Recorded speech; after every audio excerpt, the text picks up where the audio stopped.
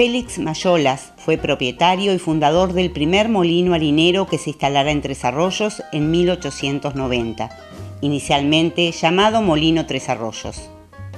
Era una industria no contaminante, con muy bajo costo de energía, ya que aprovechaban las aguas de los dos arroyos como fuerza hidráulica para la molienda. Don Félix Mayolas, originario de la ciudad de Dolores, fue precursor de la agricultura y propició la colonización agrícola y el cultivo de trigo, tratando de capitalizar el continuo abastecimiento de materia prima para su industria. Este decidió incorporar como tenedor de libros a un joven de tan solo 20 años, Istilar, quien luego de desvincularse de la empresa emprende un vertiginoso camino que se inicia como maquinista de la primera trilladora de la zona y finaliza con la creación de una industria metalúrgica de renombre nacional e internacional. Juan Bautista Istilar, inventor, pionero y un trabajador incansable.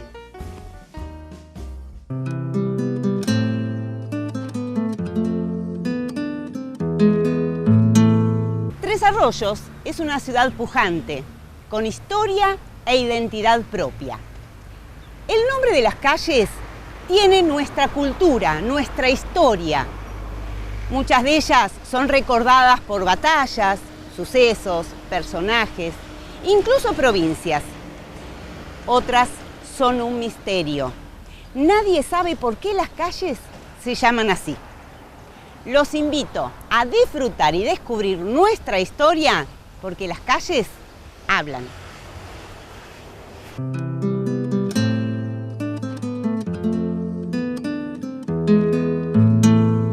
Un vasco francés llegó acá, fue a Dolores, porque el tema en todas estas épocas, ya estamos en el siglo, me llevas al siglo XX, fines del XIX, principios del XX, entonces ya es el momento de que hay mucha inmigración, más de 1,5 millones de inmigrantes en una década hubo y después siguieron. Bueno, entonces este hombre era un inmigrante y después, como era tenedor de libros y demás, vino acá a trabajar en el molino harinero de Mayolas, que todavía están los restos de Mayolas. Incluso hubo acá un profesor, Nicolás Sabatini, que organizó de modo tal de que la gente pudiera conocer ese lugar y conservar ese lugar. Yo fui una vez, estaban los muros medios caídos, no sé cómo estará ahora. Bueno, se fue quedando este muchacho. Y era mecánico, sabía mucho de taller, entonces tuvo el taller en la calle actual hoy, Lucio B. López y Sarmiento, toda esa cuadra donde ahora están haciendo todos edificios altos. Ahí tuvo su taller. Entonces construía cosas, inventaba cosas y como todo taller componía y arreglaba lo que tenía que arreglar de la gente que le llevaba. Y inventó un embocador o algo así, el nombre no lo recuerdo bien, que era para trabajar con el trigo y la cebada y todo eso, para que la gente no se perdiera la mano o alguna cosa, ¿no? Inventó ese aparato y lo patentó. Y siguió inventando y lo patentaba, hacía todo así. Y en la exposición industrial de París presentó sus trabajos. Es decir, tenía, así como en ese momento, ¿no? Tenía dimensión internacional. Y ahí fue, entonces, siguió trabajando hasta que creció el tallercito, tallerón, y entonces se ubicó en Sarmientos, esta cuadra de atrás, Suipacha, bueno, al lado de la vía. Al lado de la vía. Vos fíjate que ya el personaje este ya al lado de la vía, ahí cargo todo y las cosas van para un lado o para el otro por el tren. Un visionario. Tremendo.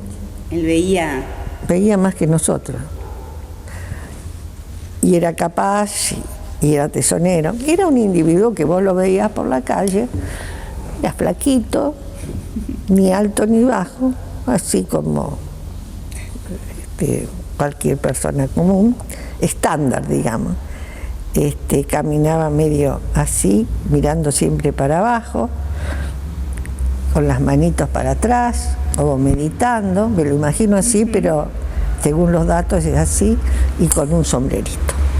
Ese era el personaje que recorría ese barrio que dijimos recién, donde estuvo esa famosa fábrica, y varios terrenos fue ampliándose donde a depósitos, y incluso tenía en la estación de servicio, por eso también la asociación con la avenida Ituzaingó, donde había una estación de servicio y al principio, y ahí era el lugar de famosas marcas de la mecánica y del transporte. Hasta hace un tiempo estaba. Además, los productos que él hacía los vendía en el extranjero también, y ahí me encontré alguna vez con un matrimonio que había ido a Asunción en Paraguay y vio unas cocinas en algún lugar. Y decía, era una cocina económica Estilar, marca internacional. Marca registrada. Claro, entonces se había extendido por varias partes del mundo lo que hacía Estilar o mandaba hacer.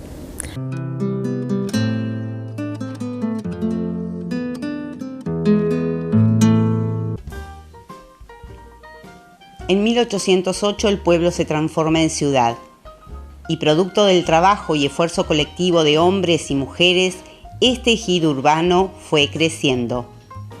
La economía se fortaleció, es así que surgen las primeras industrias.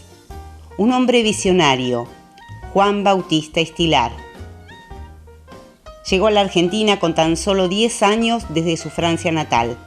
Su primer trabajo fue en un molino harinero como contable, aunque en 1898 emprendió un taller de reparación de trilladoras y máquinas a vapor, lo que en definitiva fue la fábrica Estilar, en un predio ubicado frente a Plaza San Martín, que era propiedad de Teófilo Gomila. Su familiaridad con las tareas del campo y su afán por simplificarlas y hacerlas más seguras para los obreros lo impulsaron a desarrollar 2 años más tarde su primer invento, el embocador giratorio para trilladoras, una herramienta que facilitaba el traslado de las gavillas de la parva a las bocas de la máquina. Más tarde llegaron otras invenciones, el acarreador, el tubo emparvador, el clasificador de semillas, rodillos destructores de cardos, sierras para leña, discos de rastras, carros chacareros y más. En 1915 nace el producto más famoso de la marca Estilar, la cocina económica. Ese fue el inicio. Luego nacieron las estufas y cocinas a gas, de querosén, en línea familiar e industrial, cocinas eléctricas, calefones, estufas a carbón y leña, calderas, radiadores, máquinas de lavar ropa y artículos sanitarios. En 1922, Estilar inició la fabricación de molinos a viento, bombas extractoras y otros productos necesarios para aguadas. El crecimiento sostenido de la empresa impulsó el traslado de la misma al edificio ubicado en la calle Sarmiento. Allí se logró incrementar la producción y se comenzaron a fabricar otros productos, como por ejemplo arados mancera, sembradoras a disco y máquinas zanjadoras.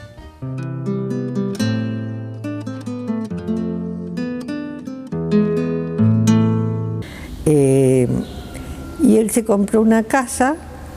La casa estaba en la calle Suipacha, Era una casa que todavía está, hoy es, creo que hoy es club municipal en Suipacha, y dice la leyenda que él se sentaba en esa casa de 2 pisos, donde abajo tenía plantas que él hacía... ¿Jardinería? Sí, sí, jardinería, y después arriba trabajaba con fotografía y tenía esos eran sus gustos. Y entonces él veía a los chicos de enfrente que jugaban, pateaban la pelota en un descampado. Dice la leyenda que un día los muchachos esos que estaban ahí se cruzaron, hablaron con él y le dijeron si permitían hacer una cancha de fútbol ahí. Y nació Huracán, el Club Huracán, ¿no? Esas manzanas, creo que son 2 manzanas, las donó Estilar. Era amigo de Carrere, que era un famoso poeta de esa época y que tiene que ver con otro personaje que después capaz tengo tiempo de comentar. Bueno, él murió en el 34, así que no pudo ver después la evolución a posteriori, ¿no?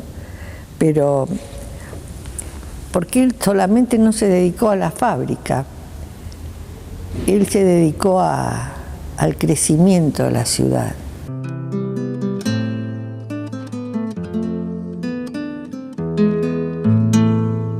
Juan Bautista Estilar llegó a ser uno de los hombres más influyentes de Tres Arroyos, ejerciendo una importante labor en el desarrollo cultural y social de la ciudad. Fundador de la Previsión Cooperativa de Seguros, de la Chacra Experimental de Barro, del Banco Comercial de Tres Arroyos, de la Liga de Industria y Comercio, hoy Cámara Económica, de la Cooperativa Eléctrica Limitada de Tres Arroyos. Donó el edificio de la Avenida Moreno, donde funciona la Biblioteca Pública Sarmiento. Fue responsable de la construcción del edificio del Hospital Pirovano. Donó los terrenos que ocupa el Club Atlético Huracán, entidad de la que fue consejero y benefactor en innumerables ocasiones. Se encargó de la construcción del edificio del Ejército de Salvación, sitio donde funcionó el Hogar de Niños El Amanecer, y apoyó fervientemente al desarrollo de la Escuela número 5, la cual hoy lleva su nombre, y su casa se convirtió en el Club Municipal.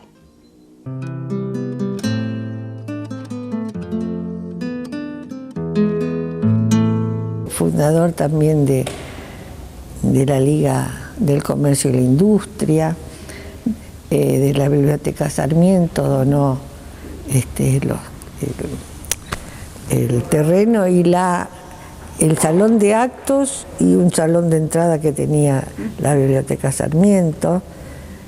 Creo que tuvo que ver también con Celta, con la cooperativa eléctrica en ese momento, así que estaba siempre alerta a todo. Era muy astuto. Yo tuve una vez una larga conversación con don Pepe Carrera, que era una de las instituciones del Banco Comercial, y era mucho más chico que Estilar, ¿no? Y dice que una vez le fue a llevar una carta de algún problema que había tenido con unos individuos, y él estaba en la casa, y bueno, le dijo, bueno, con Juan de los Palotes me ha pasado tal cosa, y qué sé yo cuánto. Bueno, le dio la carta y don Juan Estilar la puso ahí sobre, no sé si en el escritorio, porque era en la casa, no era en la liga en ese momento. Bueno, charlaron de miles de cosas, y cuando se terminó la conversación y se iba a ir, y dice, don Pepe, dice, ¿y la carta? Mira, hijo, dice, esto de las cartas escritas en el medio de un enojo es como el pan que sacás del horno y el pan está caliente, y te quemas.